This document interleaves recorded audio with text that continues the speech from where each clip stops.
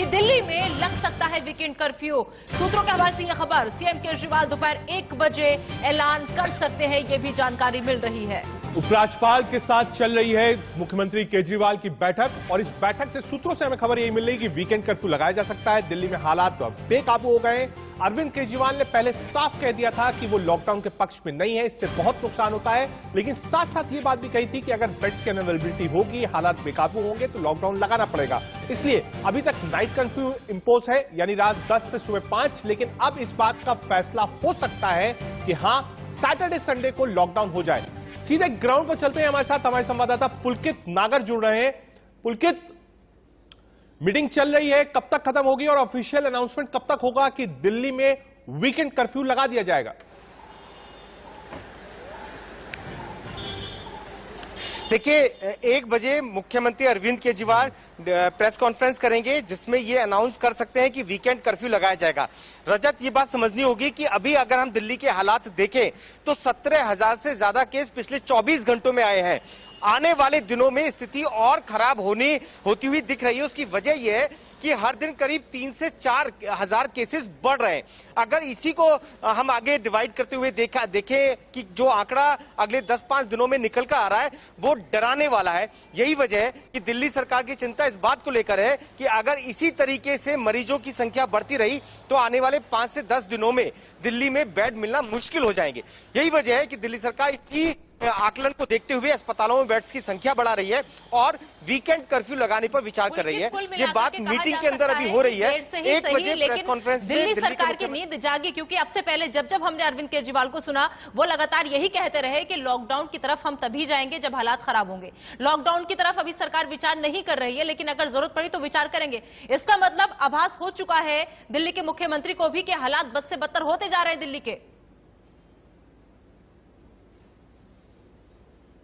देखिए, दिल्ली एक पूरे आकलन पे चल रही है। मतलब एक पूरी टीम है जो ये आकलन कर रही है कि अगले 15 दिन में, 1 महीने में क्या स्थिति होगी। उसी के हिसाब से बेड्स की संख्या बढ़ाई जाती है। उसी के हिसाब से बहुत सारे होटल्स को, रेस्टोरेंट, मंडप्स को हॉस्पिटल के साथ जोड़ा जाता है। तो अब दिल्ली सरकार का आकलन ये कह रहा है कि आने वाले दिनों में ये संख्या 20-25 हजार से ज्यादा हो सकती है। उसी को देखते हुए वीकेंड कर्फ्यू की बात हो रही है। जी पुलकित, एक बड़ी चीज और भी है, क्योंकि उपराज्यपाल से मुलाकात कर रहे हैं। रेमडेसिविर की कमी है, ऑक्सीजन की कमी है, बेड्स की कमी है, और हम देख रहे हैं कि स्वतः लोग, जो मार्केट्स के लोग हैं, वो अपनी दुकानें बंद कर रहे हैं। ऐसी मिसालें मिल रही हैं। तो क्या ये सिर्फ सीमित वीकेंड कर्फ्यू तक रहेगा या आने वाले समय में एक लॉकडाउन दिल्ली को देखना पड़ेगा? क्योंकि हालात दिल्ली, मुंबई, गुजरात, लखनऊ जैसे शहरों में जो मेट्रोज हैं वहां काफी बिगड़ गए। और दूसरी बात, क्या वीकेंड पर जो एयर सेवाएं हैं, आप कह सकते हैं एयरपोर्ट्स हैं,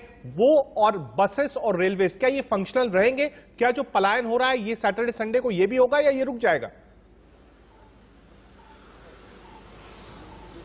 देखिए रजत, अभी तक ये सारी चीजें मीटिंग में चर्चा हो रही है इन पर कि किन किन चीजों को कैसे कैसे बंद किया जाएगा, किन लोगों को बाहर जाने की इजाजत इस दौरान रहेगी, किन एयरपोर्ट्स पे ट्रेन के या बसों के एक राज्य से दूसरे राज्य जाने पर रोक होगी या नहीं। ये तमाम चीजों पर चर्चा मीटिंग के अंदर हो रही है। वीकेंड के अलावा भी संपूर्ण लॉकडाउन कुछ दिन के लिए लगाने पर विचार हो सकता है। उसकी वजह यह है कि अगर हम आकलन करें तो आने वाले दिनों में दिल्ली के हालात भी बहुत ज्यादा खराब होते हुए दिख रहे हैं, क्योंकि जो मरीजों की संख्या यह है कि ये तैयारी हमें 1 साल से हमें मौका मिला। पिछले साल 2020 में आज हम वहीं पर खड़े हैं 1 साल पहले। अभी तक हमारा ध्यान इस तरफ क्यों नहीं गया? 1 साल हमने क्या सीखा पिछले साल के लगातार मुकाबले? जिस तरीके से आए सारे मामले सामने कोविड के, हमने क्यों अपनी तैयारी नहीं की कि अब हमें आपात बैठकें बुलानी पड़ रही? अब हमें इस तरफ हमारा ध्यान जाना पड़ रहा है कि अस्पतालों में बेडों की कमी है, ऑक्सीजन की कमी है। क्यों 1 साल में हम खुद को इतना तैयार नहीं कर पाए कि अगर मामले बढ़े तो उनसे हम निजात पा पाए? किसका फेलियर ये?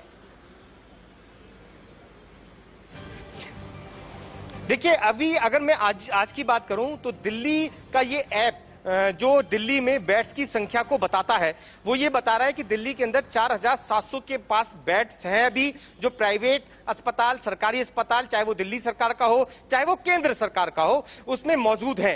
ये जो आकलन अभी चल रहा है, चाहे वो वीकेंड पे लॉकडाउन का हो, चाहे वो उससे पहले नाइट कर्फ्यू का हो, चाहे वो बाजारों को और बंद करने का या अस्पतालों के साथ बेड्स की संख्या बढ़ाने का हो, ये आगे की तैयारी है, यानी कि आज से 4-5 दिन आगे की सोच के साथ है। क्योंकि मरीजों की संख्या जिस तरीके से बढ़ी है, उससे ये आकलन लगाया जा रहा है कि आने वाले कुछ और दिन हालात और ज्यादा खराब हो सकते हैं। जी ठीक है पुलकित, चलिए आप नजर बनाए रखिए, जो भी बैठक का निष्कर्ष निकल के आता है आपसे हम जानकारी लेंगे, अपने दर्शकों तक पहुंचाएंगे। फिलहाल इस तमाम जानकारी के लिए आपका बहुत बहुत शुक्रिया। तो ये लगातार बैठक इसी तरफ इशारा कर रही है कि अगर अभी भी आप और हम नहीं संभले तो हम वाकई में खुद को तो मुसीबत में डालेंगे ही, साथ ही साथ अपनी फैमिली की भी मुश्किलें और ज्यादा बढ़ा देंगे। ये 4 तस्वीरें फिलहाल टीवी स्क्रीन पर, इनको आप देखिए और समझिए कि हालात कितने भयानक होते जा रहे हैं।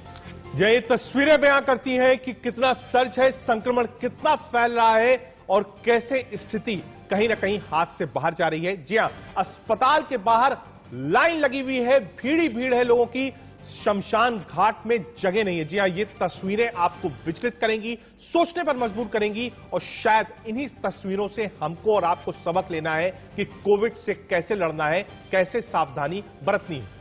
स्टेशन पर भारी जमावड़ा लोगों को लगा है क्योंकि लोगों को लॉकडाउन का डर सता रहा है, लिहाजा मजदूर जो है वो पलायन करने को मजबूर है। इसके अलावा गंगा घाट पर जन सैलाब उमड़ रहा है क्योंकि श्रद्धालु जो है वो इस कोरोना से बेखौफ नजर आ रहे हैं।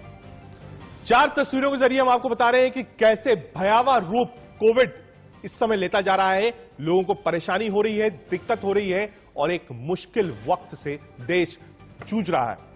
इस वक्त एक बड़ी खबर आपको बता दें, कोरोना का नया वेरिएंट ज्यादा खतरनाक है। आरटीपीसीआर टेस्ट में पकड़ में नहीं आ रहा है यह वेरिएंट। इस वक्त की सबसे बड़ी खबर आपको बता रहे हैं, नया वेरिएंट कोविड का जो है वो आरटीपीसीआर टेस्ट में नहीं आ रहा है। 3 दिन के अंदर लंग्स डैमेज कर देता है यह नया वेरिएंट। और आपको बता दें कि 3 दिनों में 70% संक्रमित हो जाता है लंग्स और उसके बाद में जाकर के आपको पता चलता है। शुरुआत में पता इसलिए नहीं चल रहा है क्योंकि ये जो नया वेरिएंट है कोरोना का वो ज्यादा खतरनाक है। आरटीपीसीआर टेस्ट अगर आप कराते हैं तो उस टेस्ट में ये पकड़ में ही नहीं आ रहा है नया वेरिएंट कि आप कोविड पॉजिटिव है या नहीं है, क्योंकि जब उसमें पकड़ में नहीं आ रहा तो इंसान बेफिक्र हो जाता है, लापरवाही बरतनी शुरू कर देता है। लेकिन 3 दिन के अंदर आपके लंग्स डैमेज कर देता है ये नया वेरिएंट। तो लिहाजा आप लोग बेहद सतर्क रहिए, जागरूक रहिए। लगातार इंडिया न्यूज भी अपनी अपील कर रहा है, आपसे मुहिम चला रहा है। ये देखिए जगह जगह की तस्वीरें भी हम आपको दिखा रहे हैं कि कैसे कोरोना ने तमाम रिकॉर्ड जो हैं उनको तोड़ दिया है।